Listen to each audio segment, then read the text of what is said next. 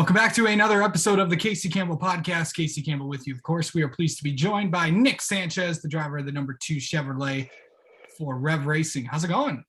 Going good. So getting ready to go to Phoenix, your last race of the year. I know that place, I know we talked last week. That place does owe you one, but are you ready to go back there? Yeah, definitely looking forward to it. I feel like it's a good track and it's an important track for us. And I feel like as an organization, we probably made the biggest improvements there. Yeah. Going into this final weekend, how would you rate your year going? Because of course you won at Kansas, but the team has just gotten progressively better over time. So overall, how would you rate your season? Honestly, I feel like, I think we should have had more wins. I will say that. But if I could rate the season, I feel like I'd rate it a 9, a solid 9. I feel like the biggest thing, like you just mentioned, from Daytona to Kansas, our last race, the improvements we've made, especially on the bigger track, competing against very well-established organizations like Venturini, Gibbs, GMS, with no notes. I would say, 17 or 18 of the tracks were new to us as an organization. The way we performed, especially at the big tracks, is definitely something to be proud of. And, I'm very proud of every one of my guys on this team. Really, you couldn't ask for much more as your first season, not just myself as a driver, but, Rev Racing as a whole. Yeah, Rev Racing has improved a lot over this year. I know that, you're getting some opportunities, for next year, of course, the Xfinity deal as well. Overall, did you think that you'd have this much success when we talked to you back in February? Obviously, nothing in racing is ever a given. Racing's very, it could take a lot from you, but it could also give it back. So I feel like, I never expected anything like this just because, it's racing, you can't expect anything. But, obviously this is the goal I work towards every race. So I feel like, every race I've tried to put in the same amount of effort to get a win. But, Kansas, it finally gave it to us. But, at the beginning of the season, you never know how it's going to turn out, how the end of the season is going to be. But I'm really proud of how my team's progressed, and we've gotten better each and every race, and you cannot ask for much more than that. For sure. So how did you celebrate your Kansas win?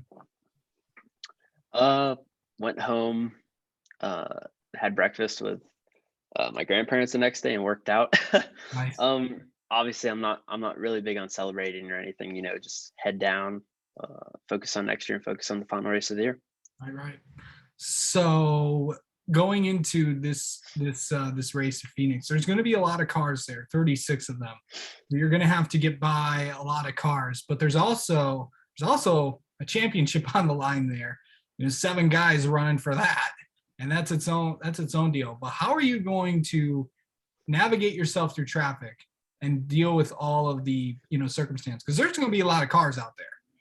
Yeah, the spotter is going to be very important. I'm going to have Tyler again, so it's really good when I could partner with him.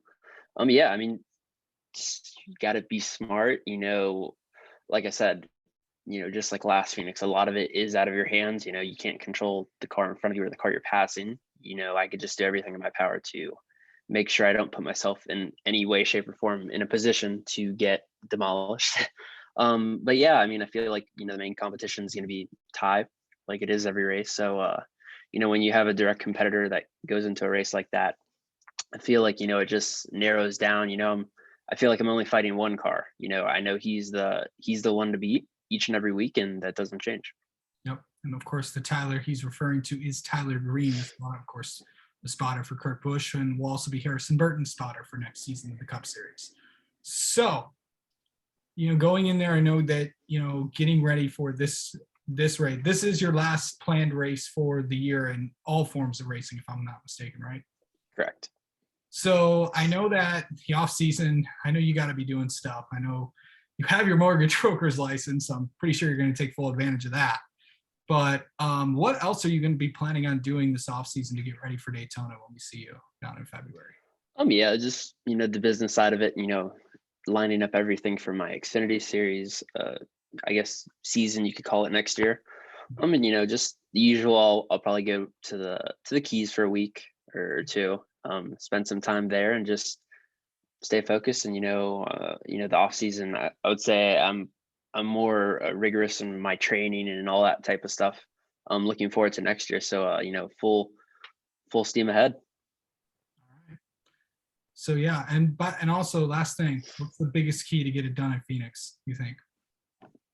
Just like Kansas, you got to be there at the end. And Phoenix, it allows. There's a lot of opportunity in the recent starts with the dog leg and how you can fan out. So I just gotta use that to my advantage. And just like this, just got to be there at the end, be in position, and hopefully on that final restart hits, we're in victory lane. All right. Sanchez, thank you so much for talking with us today and also talking with us all season long. We will good luck this weekend at Phoenix. We'll talk to you sometime maybe during the off season or maybe even sometime next year. I appreciate it, guys, for having me.